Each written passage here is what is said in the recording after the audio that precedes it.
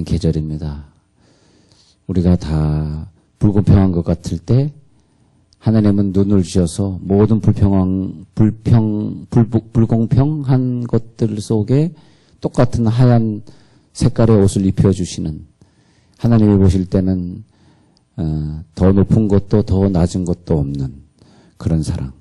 다윗이 받은 많은 축복들 중에 몇 가지 보면 아까 말씀드린 대로 전승의 축복. 전승의 축복이 뭐냐 하니까 전쟁마다 이기는 거. 우리가 사업을 하면 하는 것마다 잘 되고 기도를 하면 기도마다 응답받는 거. 그 다음에 두 번째는 다윗의 축복은 내려가는 축복. 자기의 축복이 자기로 끝난 것이 아니라 자기 후손에게 내려가서 솔로몬이 복을 그대로 받는 걸 볼 수 있어요. 다윗은 그런 축복들이 있고, 그 다음에 다윗은 성전의 축복이었어요. 성전을 그렇게 사모하고 법궤를 자기의 궁궐에 모시는 것을 그렇게 기뻐했고, 그래서 하나님이 다윗에게 그 성전의 축복을 주신 것을 볼 수 있는데, 자, 성경에 보면은 그 다윗을 하나님이 얼마나 중요하게 생각했던지의 내용이 열왕기상에 좀 나와 있어서 제가 한번 보고자 합니다. 열왕기상 15장 6절에 가서 보면요. 자, 열왕기상 15장 6절에 한번 가서 보겠습니다. 11장 6절부터 볼게요. 열왕기상 11장 6절부터 보겠습니다. 열왕기상 11장 6절 제가 읽어드리면요. 솔로몬이 여호와의 눈앞에서 악을 행하여 그의 아버지 다윗이 여호와를 온전히 따르는 같이 따르지 아니하고, 이 말은 뭐냐면 어떤 사람이, 즉 다윗의 아들 같은 이런 사람이 어떤 죄를 짓거나 어떤 의를 행하거나 했을 때 하나님은 모든 기준을 다윗에게 뒀어요. 어떤 기준이 필요하잖아요. 근데 하나님은 지금까지 살아왔던 사람 중에 이렇게 보면 다윗의 잣대로 말을 해요. 야, 솔로몬아, 너는 네 아버지 다윗이 온전히 나를 따르는 같이 따르지 아니했다. 다윗이 기준이에요. 수많은 세대 많은 사람들이 오고 또 지나갔지만 하나님 아버지의 마음엔 다윗이 남아있었던 것 같아. 그래서 11장 6절에서 다윗이 여호와를 따르는 같이 넌 따르지 아니했다. 이렇게 기준을 뒀고요. 그 다음에 15장 3절에 가서 보면요. 15장 3절에서 한번 가서 볼게요. 여로보암 왕의 아들 아비암이 있는데 15장 3절에서 아비암이 그의 아버지가 이미 행한 모든 죄를 행하고, 아비암이 자기 아버지 여로보암이 행한 죄를 또 행했다는 거예요. 그의 마음이 그의 조상 다윗의 마음과 같지 아니하여 그의 하나님 여호와 앞에 온전하지 못하였으나, 이렇게 돼 있어요. 그러니까 자기 아버지가 행한 그 죄를, 그러니까 아버지는 뭐예요? 여로보암은 죄 짓는 사람의 잣대가 되었고 다윗은 누구냐니까 의인의 잣대가 되었어요. 여러분 좀 감동하지 않습니까? 그의 조상 다윗의 마음과 같지 아니하여 그의 하나님 여호와 앞에 온전하지 못하였으나, 그렇게 되겠습니다. 네. 하나만 더 보면요. 15장 11절에 내려가셔서 15장 11절 왕이 바뀌었는데 아사 왕도 봤을 때 15장 11절에 아사가 그의 조상 다윗같이 여호와 보시기에 정직하게 행하여, 아사가 정직하게 행한 것을 누구를 기준으로 뒀느냐? 다윗이 정직하게 행한 것 같이 네가 정직하게 행했다. 표준이 누구냐? 그 품질의 표준은 다윗입니다. 다윗을 비교해서 말을 했다 이것입니다. 항상 다윗이 등장합니다. 오고 지나가는 세대의 표상이, 믿음의 기준이 다윗이었더라. 다윗이었더라. 열왕기상 15장 5절에 가서 보니까 열왕기상 15장 5절에서 이는 다윗이 햇사람 우리아의 일 외에는, 다윗의 기준 한번 볼게요. 다윗이 햇사람의 우리아의 일 외에는 평생의 여호와 보시기에 정직하게 행하고 자기에게 명령하신 모든 일을 어기지 아니하였음이라. 하나님이 다윗을 위하여 15장 4절에 보면 예루살렘에서 다윗에게 등불을 주셨다 그랬어요. 열왕기상 15장 4절. 그리고 아들을 세워서 그 부하 권세의 뒤를 그대로 잇게 하신 그 이유가 무엇인가 했더니 햇사람 우리아의 일까지만 하고, 우리가 보통 인간이 타락하면 물질 타락하고 또 그 외에 뭐 그냥 여러 가지 막 타락이 한꺼번에 막 겹쳤잖아요. 응? 근데 다윗의 평생에 실수 한 번 한 거, 그 한 번의 실수, 그리고 그 실수를 뉘우치면서 다른 부수적인 실수가 없었더라. 그런데 우리가 항상 어느 정도의 사랑을 받아야 되느냐, 어느 정도의 사랑을 받아야 되느냐 하면은 실수를 덮을 수 있을 만큼 사랑을 받아야 돼요. 우리가 당하는 고통들이나 어려움들은 다 뭐이냐 하면은 사실은 실수에 대한 대가라고 보시면 돼요. 내가 어떤 것에 대한 실수. 예를 들어서 내가 뭐 25살에 결혼을 한 사람이 있는데 그 이후로부터 50년 동안 고통을 받았다. 내가 25살 살 때까지는 그렇게 엄마 아빠의 사랑을 받고 그렇게 이 세상에 꿈이 많았던 꿈 많은 소녀였는데, 근데 25살부터 75살 내 남편 죽을 때까지 50년 동안 엄청나게 고생을 받은 뭐가 기준일까요? 내 마음대로 결혼한 것이 기준이었죠. 그죠? 네, 하나님께 기도 안 해보고 내 마음대로 결혼해서 당한 것이 50년 당한 거예요. 그렇게 되는 거죠. 이해가 되시겠어요? 근데 그것으로 인하여서 결혼한 이후에 무슨 고통이 있었습니까? 싸우고 미워하고 시댁과 싸우고 맨날 나쁜 생각하고 그 스트레스로 자식을 때리고 막 그러면서 그 한 가지 실수로 끝난 것이 아니라 계속적으로 사람을 미워했고 그리고 상처 주고 살았고 나쁜 말하고 살았고 친구들한테 가가지고 자기 남편 욕했고 하여튼 그 많은 부수적인 일들이 우리들에겐 따라올 수밖에 없습니다. 그런데 세월이 지나고 나서 다윗에게 하나님이 주신 축복은 뭐냐면 다윗이 그런 실수 외에는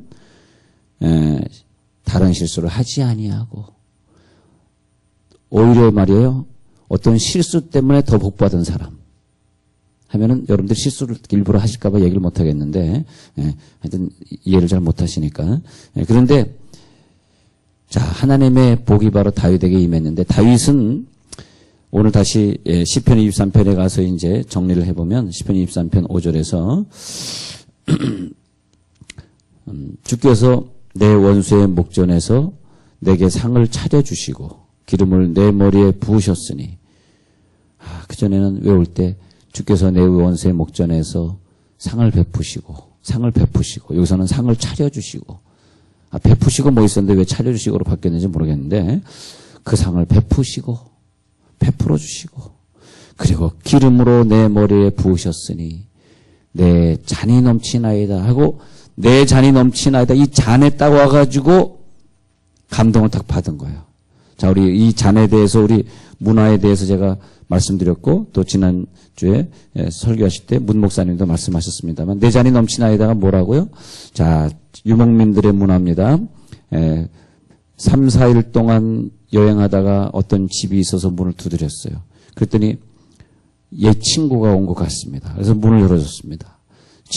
딱 왔는데 친구랑 같이 이렇게 얘기하다가 잔이 있는데 거기에다가 포도주스예요. 포도주라고 번역된 건 다 포도주스입니다. 술이 아닙니다. 그래서 포도주스를 따라줬는데 그것이 반만 따라줬더라. 그것이 뭐냐면 빨리 다 마셔버리고 빨리 너의 길을 떠나라. 그런 뜻이고 가득 담아줬다는 것은 조금씩 마시면서 밤새도록 나와 얘기하자. 가득 따라줬다는 것은 뭐라고요? 너는 나의 옛 친구, 나의 둘도 없는 친구니까 너는 자고 가도 돼. 그런 뜻이니까 자, 내 잔이 넘치나이다의 다윗의 고백은 하나님이 나에게 잔을 따라주실 때 너는 내 옛 친구야. 너는 나의 영원한 친구야. 그러니까 밤새 나와 얘기하다가 천천히 가. 내일 아침에 동이 트면 가. 그런 뜻이라는 거니까 하나님 나의 모든 잘못을 다 잊어버리시고 그리고 나에게 잔을 따라주시는데 나를 진정한 친구라고 말씀해 주시니 감사합니다. 그랬을 때 내 잔이 넘치나이다의 고백은 무엇일까? 세 가지로 보고자 합니다. 과거적으로 보면 다윗의 신분을 보면은 양치는 목동에 불과했습니다. 너무나 낮은 사람이었어요. 그것도 아주 시골 베들레헴의 작은 마을에 목동의 아들로 태어나서 목동으로 인생을 마쳐야 되는 어쩌면 나가서 흑염소를 갖다가 저 밭에서 키우는, 저 산지에서 키우는 어떤 시꺼먼 흑염소 키우는 어떤 목자처럼 말이에요. 예.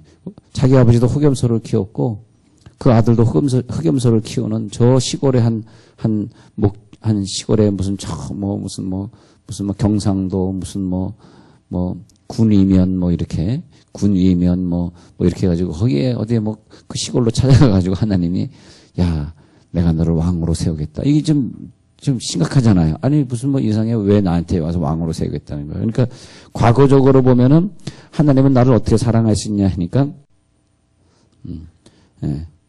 하나님은 육신의 신분에 내 출생의 신분에 맞는 정도로 나를 대하신 것이 아니고 그 출생의 신분이 아니라 그를 높여서 왕의 신분을 갖게 하셨다. 그래서 하나님이 내 잔에 부어주신 그 잔의 축복이 크다.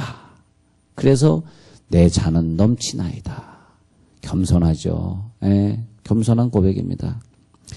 이 말은 뭐냐면 다윗이 우리 자신이거든요. 우리를 이렇게 대하여 주신다는 것입니다.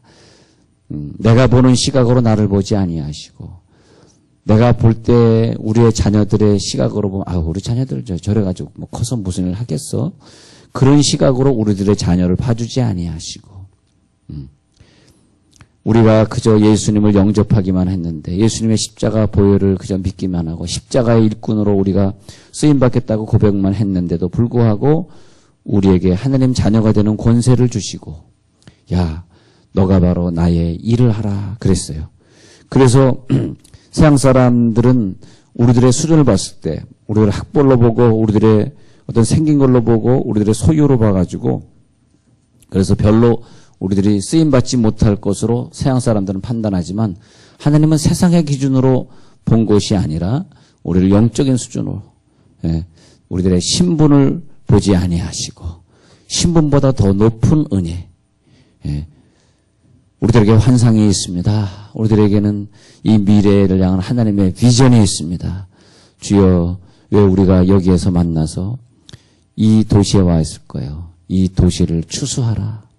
이 도시에서 많은 기도자들을 발굴하라. 우리가요 옆에 있는 교회들에 비해서 강력하게 기도하면 교회가 빨리 부흥하는 것이 아니고 기도 많이 하는 교회가 빨리 부흥한다고 저는 보지 않습니다. 빨리 부흥하는 것이 아니라 기도자들을 만날 수 있다는 거예요. 그걸 아셔야 돼요.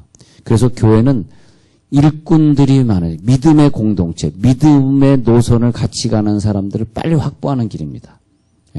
할렐루야. 그 믿음의 공동체 사람들이 모이면 거기에서 동력을 할 때 처음에 속도는 좀 느린 것 같아도 나중에는 어마어마한 파워를 우리들이 가지게 된다는 거죠. 그래서 이북 땅을 위해서 강력하게 기도하고 한국에 들어와 있는 말하자면 사마리아 땅끝까지 할 때 사마리아 사람들이 뭐냐?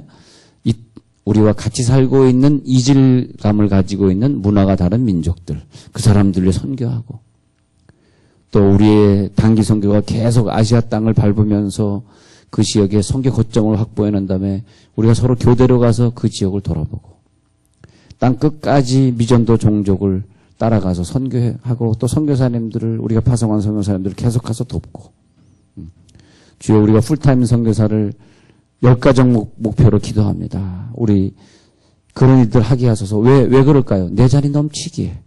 우리가 내 잔이 넘치라고 고백하지 아니하면 전도나 선교할 필요 없다고 저는 생각합니다. 그러나 내 잔이 넘치기에 항상 다윗은 어떤 한 장면에 부닥치면 사람들이 깜짝 놀랄 감격적인 행위를 합니다.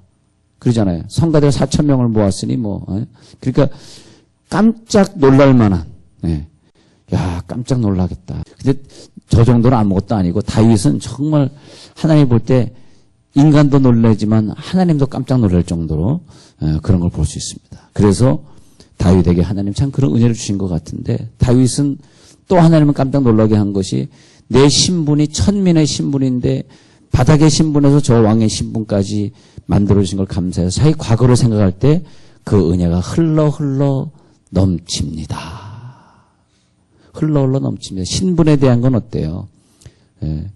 신분에 대한 거. 자, 두 번째 복이 뭐냐 하면 현재의 복인데 자기가 충성하는 것보다 자기가 열심을 내는 것보다 하나님은 더 많은 축복을 주셔요. 여러분들은 왜 나는 이런 기도 응답이 안 되는가 나는 왜 이렇게 대우하시는가 그렇게 생각하실지 모르지만 아니에요. 내가 충성하는 것보다 하나님은 몇백 배를 주신다는 걸 꼭 믿으시기 바랍니다. 그것이 다윗의 신앙 고백이에요. 내 잔이 넘치나이다.